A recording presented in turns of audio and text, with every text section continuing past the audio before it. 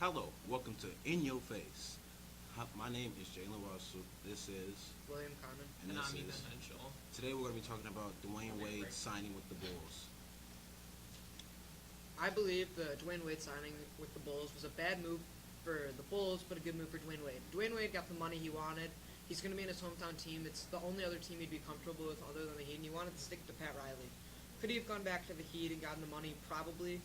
He could have done that, but to go to the Bulls, I mean, it was probably the best situation for him. So I think it was a good move for Dwayne Wade. He got the money. He's not on a bad team, but for the Bulls, it was an awful move. The Bulls just committed $47.5 million to a player that's out of his prime and is 34 years old, and the Bulls should be trying to rebuild instead of stay in the middle of the pack. The Bulls are not going to win a championship with this current roster, and they are not in position to rebuild, so now they are stuck in mediocrity. It's kind of like being stuck in the friend zone. They're not. They're stuck in mediocrity, and they can't go either way. So I just think it was a really bad signing for the The Bulls. Wade signing was actually good for the Bulls. Now, the Wade signing was good, but the Rajon Rondo signing was not good. So signing both them is not good. So now let's say if they didn't sign Rajon Rondo, the Wade signing is good. Because he can mentor the young player in Denzel Valentine so he can be turned into a superstar. Now, without that Wade signing, even Rajon Rondo, he can give Denzel Valentine tips on how to become a better passer because he is one of the best passers in the game. So the Wade signing is good for the Bulls. Alright, next we're going to move on to Pete Rose. Should he be inducted to the Hall of Fame? You can go first. Pete Rose shouldn't be inducted to the Hall of Fame because he cheated. He bet during games. Like, that's not, you can't do that. That's against the rules, and players are being questioned for using steroids, and they're somewhat getting into the Hall of Fame. And I know he didn't use steroids to improve his game, but it was bad judgment on his part to bet against teams. And he knew what he was doing was wrong, but he didn't seem to care, and the MLB has to put a harsh thing down on him and say, no, you're not going to the Hall of Fame, period. That's it. Well, I agree. It depends on the Hall of Fame. If Hall of Fame is just for great players, then Pete Rose belongs in the Hall of Fame. He was a great player, and that's where he should be. If the Hall of Fame is solely based on your ability to play baseball.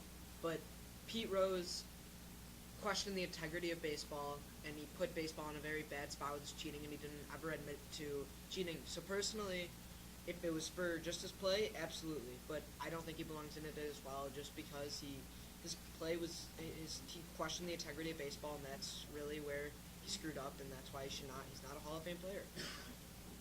In my opinion, I think Pete Rose should be inducted because it's like a saying going around that says, put your money where your mouth is.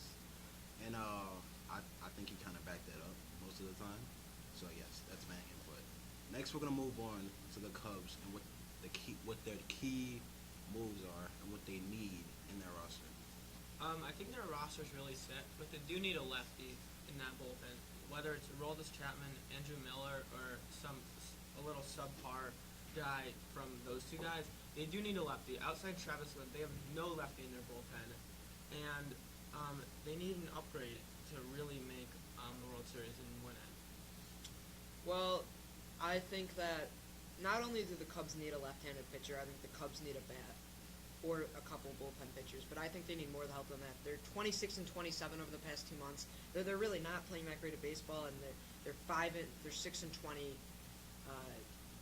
in their past 26 games. So they're not playing good baseball, and they need all the help they can get. I think they need to acquire Andrew Miller, and if I were them and they want the World Series this year, I would give up Schwarber, and then I would also trade for a Jay Bruce or a Carlos Gonzalez, and I'd give up some prospects, because if they want a World Series this year, that's what I think they need to do to get there. But if the prospects turn out to be next, like if they're on pace like Chris Bryant, and you don't win the World Series and you add those guys, you get rid of some part of your future and don't get that World Series in the future that you were planning to get. So you have to be smart with the trade, and getting Andrew Miller is going to come at a price, but if they feel it's the right price, then they should do the deal.